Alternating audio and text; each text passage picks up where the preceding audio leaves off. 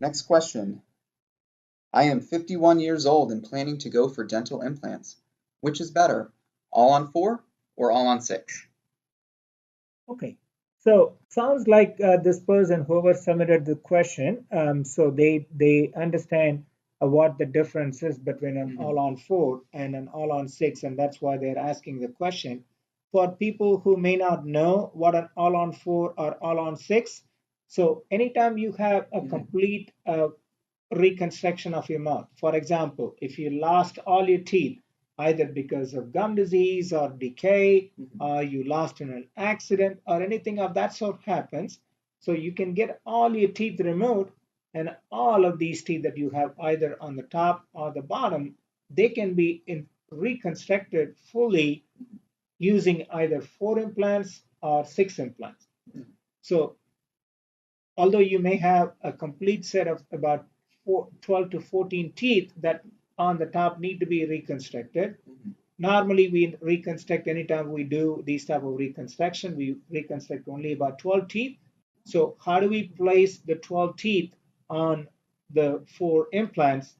How do we place those 12 teeth on the 6 implants? Mhm. That's why people ask the question, well, what is the difference between an all-on-4 and an all-on-6? Mhm.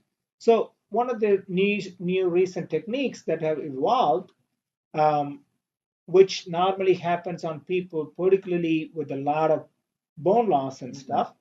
So on the back, for example, whenever you have teeth on the back, on the top particularly, you have these huge sinus cavities in the back. Mhm. So you're not able to put implants all the way to the back. Mhm.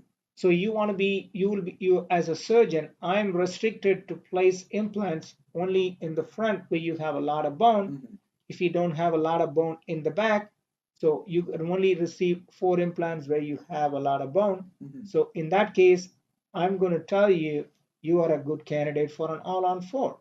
So we are going to reconstruct all your 12 teeth using the 4 implants. Whereas if you have a lot of bone in the back, Mhm. then I'm still able to go further back into the sinus cavities or closer to the sinus cavities Mhm. or where the sinus cavities are located in the back. So now we are able to do the same 12 teeth reconstruction or the full top reconstruction, now using 6 implants instead of 4. Now it's all on 6. Okay. So the question is whether all-on-4 is good or all-on-6 is good. Both are good choices, Mhm. but it's not a cookie cutter deal. Right. Everybody is a candidate for an all-on-4. Mhm. Everybody is a candidate for an all-on-6.